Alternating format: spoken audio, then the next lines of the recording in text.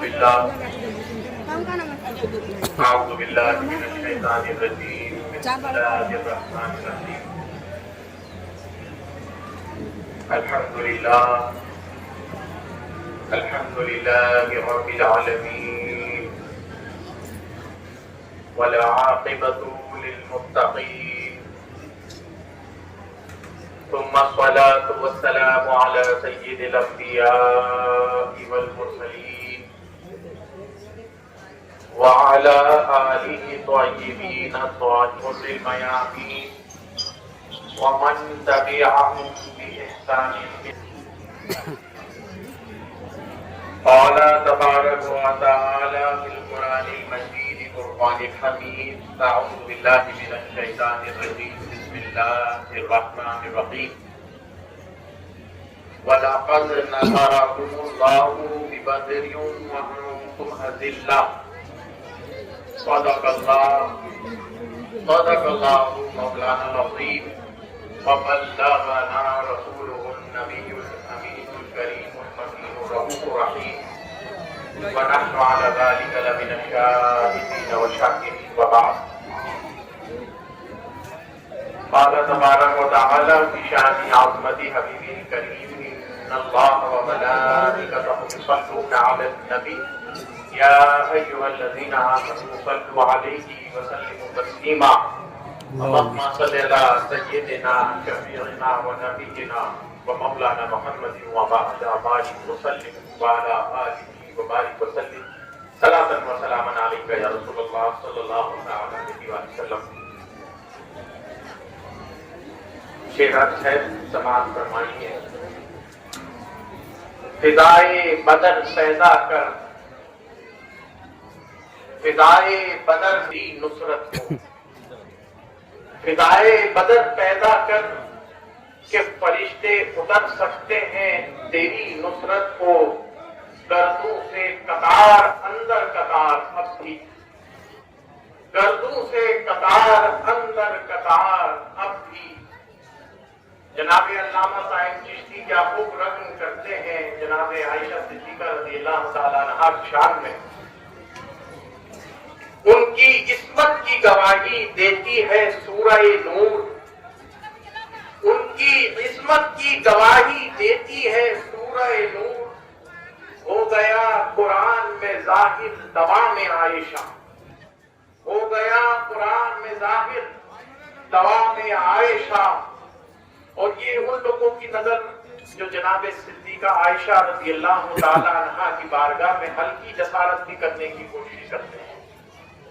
صاحب چشتی صاحب لکھتے ہیں چشتی ہے مکتبہ فکر میں چشتی ہے مشربن لکھتے ہیں اور مولائی چشتی ہیں. کہتے ہیں تہمت کی ملتی ہے دروں کی صورت میں سزا. تہمت کی ملتی ہے دروں کی صورت میں سزا. یوں کیا کرتا ہے خالق انتقام عائشہ. یوں لیا کرتا ہے خالق انتقام عائشہ رضی اللہ تعالی عنہا وارضاها. السلام علیکم ورحمۃ اللہ تعالی وبرکاتہ. ناظرین و سامعین حضرات، آج کا یہ مبارک موقع سن 17 رمضان الکریم فتح جنگ بدر اور وصال سیدہ عائشہ صدیقہ رضی اللہ تعالی عنہا کا اس دورے پرفتن کی مناسبت سے یہ جو دورہ چل رہا ہے، میں تمام مخاطبین سے یہ سوال کرتا ہوں کیا مسلمانوں کے فلاح و فوز، کیا مسلمانوں کی کامیابی و کامرانی، کیا مسلمانوں کی نجات اور سرمایہ داری اس بات کی ضمانت رکھتی ہے یا اس بات پر ٹکی ہوئی ہے کہ مسلمان مالدار ہیں؟ کیا مالداری ضمانت رکھتی ہے کہ مسلمان کو اللہ تبارک و تعالیٰ کی بارگاہ میں کامیاب کرے؟ کیا افراد کی کثرت یہ ضمانت رکھتی ہے کہ بارگاہ الہی سے نصرت حاصل ہوگی؟ کیا ظاہری سر و سامانی اسلحہ برداری اس بات کی ضمانت رکھتی ہے کہ اللہ تبارک و تعالیٰ اور اس کے رسول کی خوشنصیبی حاصل ہو؟ قرآن مجید فرقان حمید اس طرف اشارہ کرتے ہوئے پوری امت کو متنبہ کر رہا ہے کہ اللہ تبارک و تعالیٰ کی نصرت آئے گی فرشتوں کے ذریعے، صحابہ کو مدد ملے گی، مگر کس حال میں؟ ضمانت کیا ہے؟ اللہ کی نصرت کی ضمانت کیا ہے؟ اللہ کی مدد کی ضمانت کیا ہے؟ اور مسلمانوں کی کامیابی اور کامرانی اور فلاح و فوز اور بہبود کی نشانی کیا ہے؟ وہ ہے اللہ پر کامل ایمان، ایمان باللہ، ایمان بالغیب، یقین کی منزلت پر اترنا اور مومن کو یہ کہنا کہ قالوا ربنا اللہ ثم استقاموا، کہ اللہ ہمارا رب ہے پھر ڈٹ جائے، اللہ ہمارا پروردگار ہے پھر اس جگہ پر استقامت کے ساتھ قائم ہو جائے۔ اور کیا اللہ کے رسول آخر نبی خاتم النبیین محمد رسول اللہ صلی اللہ علیہ وآلہ وسلم شاہد و سرا سید انسجا کے اسوہ حسنہ کی کامل پیروی، آپ کے اسوہ حسنہ، آپ کے کردار کی اتباع کاملہ، یہ ہے مومن کی نجات کی ضمانت، یہ ہے مومن کی فلاح و بہبود کی۔ یہ تو ہوئی بات کہ اللہ تبارک و تعالی مسلمانوں کو اس حال میں عطا فرمائے گا کہ اس کے پاس اگر کوئی ظاہری سر و سامانی بھی نہ ہو، قلت افراد بھی ہو، کئی دنوں کا بھوکا پیاسا بھی ہو، بدن پر کپڑے بھی نہ ہو، اسلحہ بردار بھی نہ ہو، تیر و نشتر بھی نہ ہو، تلوار بھی نہ ہو، مگر اقبال کہتے ہیں کافر ہے تو شمشیر پر کرتا ہے بھروسہ، کافر ہے تو شمشیر پر کرتا ہے بھروسہ، مومن ہے تو بے تیغ بھی لڑتا ہے سپاہی، مومن ہے تو بے تیغ بھی لڑتا ہے سپاہی۔ اللہ اکبر۔ اسلام کی تاریخ اس بات کی شاہد ہے کہ مسلمانوں نے اپنی تلوار اللہ اور اس کے رسول کے ایمان پر رکھی ہے، ایمان اللہ پر اور اس کے رسول پر، یہ ہے مومن کی تلوار۔ اچھا یہ بات ہوئی مسلمانوں کی، اب بات ہو مسلمانوں کے رہبر کی تو وہ کیسا ہو؟ تو میں نے ابھی آپ کو کہا کہ نبی کریم صلی اللہ تعالی علیہ وآلہ وسلم کا اسوہ حسنہ کہ ایک طرف لہیب کا تماشا ہے، جو کفار مکہ ہیں وہ اپنے خیموں میں لہیب کرتے ہیں، کھیل و تماشے کرتے ہیں، ڈھول و نگارے بجتے ہیں، رقص ہوتے ہیں، سرور ہوتے ہیں، شرابیں ہوتی ہیں، مگر ایک طرف عالم یہ ہے مسلمانوں کا کہ ان کا رہبر، ان کا قائد اعظم، ان کا حقیقی قائد، ان کا پیغمبر، ان کا نبی، ان کا رسول، ان کا سردار، وہ کیا کر رہے ہیں؟ صحابہ اکرام سے روایت ہے صحیح مسلم میں، فرماتے ہیں کہ رسول پاک صلی اللہ علیہ وسلم نے جس رات خیمہ ڈالا ہے اس رات سے جو صبح بدر کی ہوئی ہے آپ کی آنکھ نہیں لگی، پوری رات خیمے کے باہر صحرا میں درخت کے نیچے، صحیح مسلم کی روایت ہے، حضور اکرم صلی اللہ تعالی علیہ وآلہ وسلم کی دعائے مبارک موجود ہے، اللہم عین وعدتنی، اللہم عین وعدتنی، اللہم انجز لی وعدتنی، اللہم آتی ما وعدتنی، اللہم انکا ان تہلکا هذه العصابہ من اہل الاسلام فإن لا تعبد بالعرض عبدا۔ اے اللہ تیری نصرت کہاں ہے؟ رب قدیر جو تو نے مجھ سے وعدے فرمائے ہیں اس وعدے کے مطابق نصرت عطا فرما دے۔ اے رب قدیر کی راتوں کے جاگتے ہوئے قیام اللیل کی حالت میں وہ قائد اعظم حقیقی تصور دے رہا ہے کہ جب قیادت ہوگی تو قیادت اسی صورت میں ہوگی، قیادت مسلمانوں کی حالت میں نہیں ہو سکتی کہ ایک طرف تو مسلمانوں کو تیار جنگ کے لیے کیا جا رہا ہے اور ان کا سردار اور ان کا رہبر مستی اور لڑائی پہ پڑا ہوا ہے.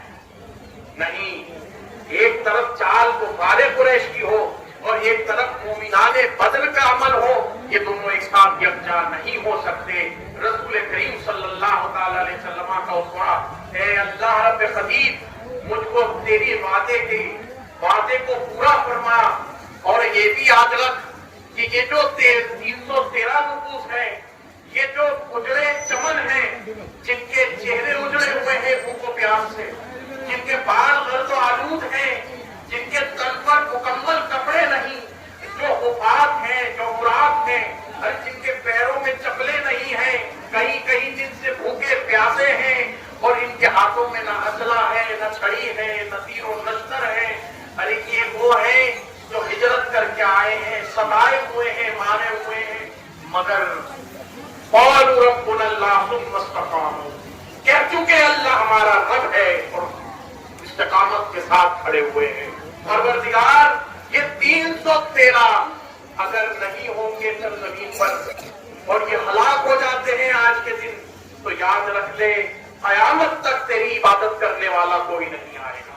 اللہ اکبر. یہ ہے شان شہدائے بدر، یہ ہے فاتحین بدر کا منزلہ.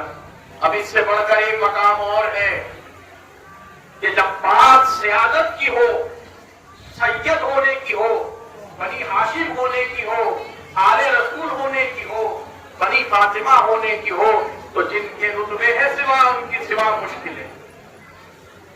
ہاں ہم دیکھتے ہیں کہ فاتح بدر کون ہے. ایک طرف 1000 فرشتوں کی جماعت اور 313 صحابہ کی جماعت 35 کو قتل کرتی ہے، فینار جہنم کرتی ہے کفار مکہ. ایک طرف علی مرتضیٰ ہے، حیدر کرار غیر فرار ہے کہ 35 کو اکیلے واصل جہنم کرتے ہیں.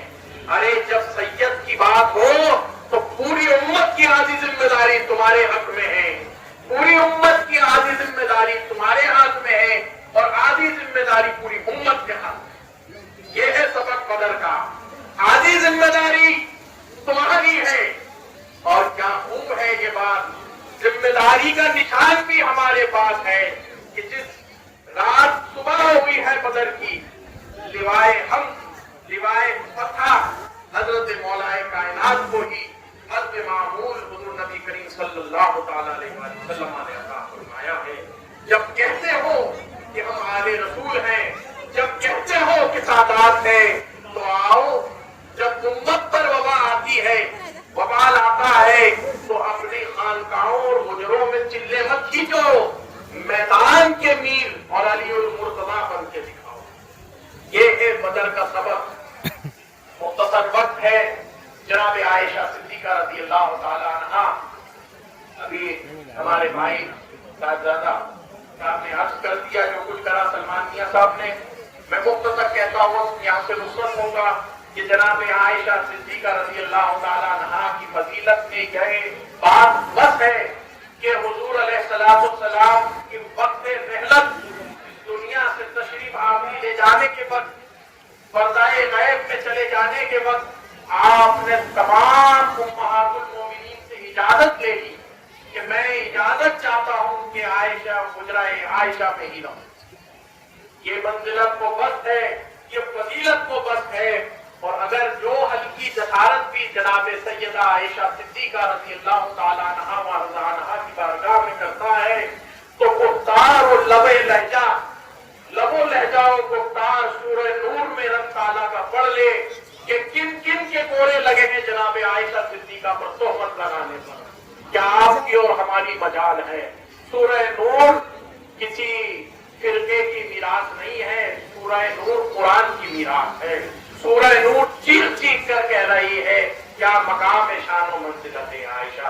اللہ تبارک و تعالی ہم کو فاتحین بدر، شہدائے بدر کی جرأت ایمانی اور استقامت عطا فرمائے اور ہم کو مومن مسلمان بنائے اور اپنے اسلاف کے نقش پاک کی اتباع کاملہ اور رسول پاک صلی اللہ علیہ وسلم کی اتباع کاملہ عطا فرمائے اور ازواج مطہرات کی مودت و محبت عطا فرمائے. السلام علیکم و رحمۃ اللہ وبرکاتہ.